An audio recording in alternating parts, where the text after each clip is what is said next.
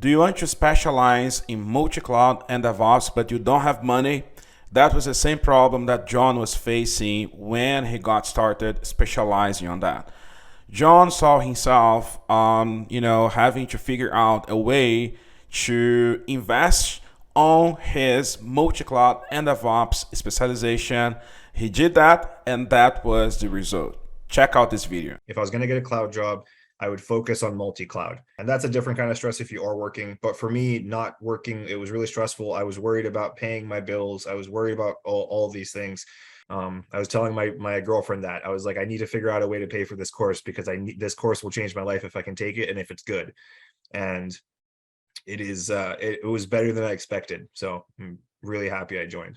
There's a path that I have to take. This is the path. I don't have to. The biggest thing is I didn't have to jump around or buy a ton of different courses or like watch 50 different YouTube videos. It was all laid out, and it was very well laid out. And so I kept on just going, if I just keep on doing this, like it will get better. Things will sort itself out. And I stopped focusing on my fear. I stopped focusing on worrying about having to pay all these bills, which is really, really hard because I'm this person that has to pay all the bills myself. And so it was really hard, but I focused as hard as I could just to get through the course. And that's a part of the resiliency is being hard-headed. I've always been hard-headed. I've been homeless before in the past when I was younger for a few different times throughout my life.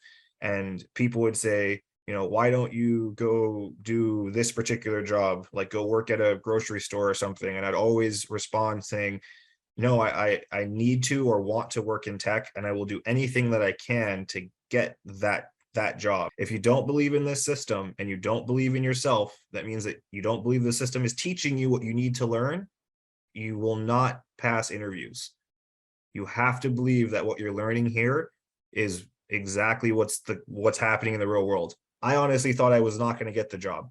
And so for them to turn around and say, here's your offer letter, a considerable offer letter at that, I was very excited. And to be told that everyone, including the person that really, really made it hard, was actually very excited for me to be on the team.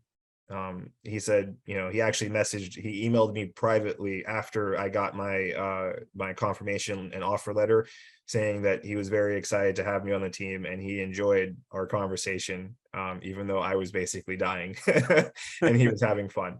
So don't worry about that stuff. Life is hard. Absolutely. Life is hard for everyone. We can make it a little bit easier if we work incredibly hard. Follow the process, apply for at least 10 jobs a day. And I mean that, really. Just apply to every single job that fits in your wheelhouse. Apply one level above and one level below. And what that means is apply for jobs that you think you're not ready for, and apply for jobs that you are overly qualified for. You never know. You actually could probably get a job that you might not feel you're qualified for, but the team that you interview with says you're the one and they pick you. And that means you get a better job, a higher pay and everything. And if you get the lower job that you applied for, or if they interview you and you pass and they give you an offer, that's a good thing. That just means that you actually know what you're talking about, and you can take the offer or you can move to a better one for you. But when it comes to what got me this job, which was having Google Cloud knowledge and just multi-cloud stuff, it's only been what we've been given from Gene. That's it. That's all I've been doing. No other books, no extra videos, just everything from here. Definitely don't be scared, right? Don't be scared to put yourself out there. Don't be worried about everything else. If this is what you want. And like I said, right, I had to tell that to everybody when I was homeless, sleeping on the street. I said, this is what I want. This is what I'm going to get. And I got it. I worked hard for it. And so one of the easiest ways to get things is to go grab them and to seek them versus just to wait.